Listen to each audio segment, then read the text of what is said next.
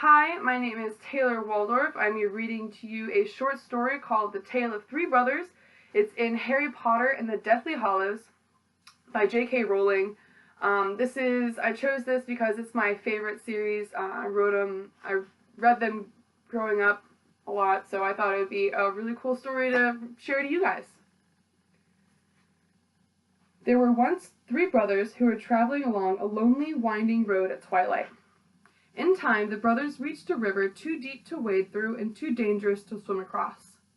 However, these brothers were learned in the magical arts, and so they simply waved their wands and made a huge bridge across the treacherous water. They were halfway across it when they found their path blocked by a hooded figure, and Death spoke to them. He was angry that he had been cheated out of 3 new victims, for travelers usually drowned in the river. But Death was cunning. He pretended to congratulate the 3 brothers upon their magic, and said that each had earned a prize for having been clever enough to evade him. So the eldest brother, who was a combative man, asked for a wand more powerful than any in existence, a wand that must always win duels for its owner, a wand worthy enough of a wizard who had cheated Death. So Death crossed to an elder tree on the branch of the river, fashioned a wand from a branch that hung there, and gave it to the oldest brother.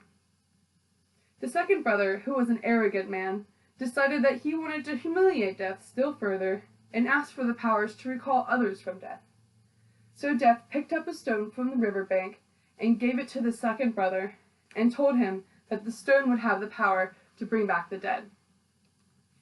And the Death asked the third and youngest brother what he would like.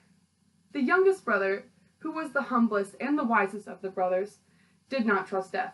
So he asked for something that would enable him to go forth from that place without being followed by Death. And Death most unwillingly handed over his own invisibility cloak. Then Death stood aside and allowed the brothers to continue on their way, and they did so, talking with wonder of adventure they had had and admiring Death's gifts.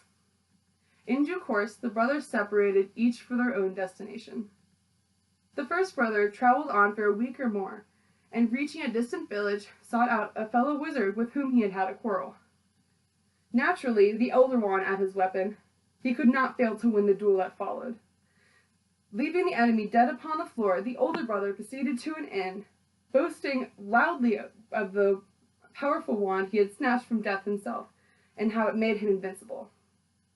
That very night another wizard crept upon the oldest brother as he lay, wine-sodden, upon his bed.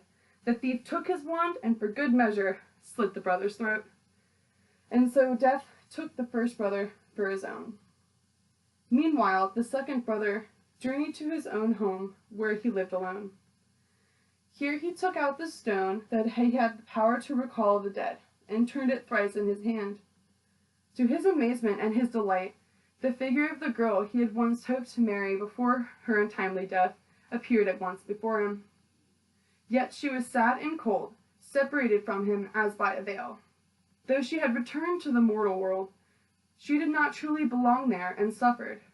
Finally, the second brother, driven mad with hopeless longing, killed himself as to truly join her. And so Death took the second brother for his own. But Death searched for the third brother for many years.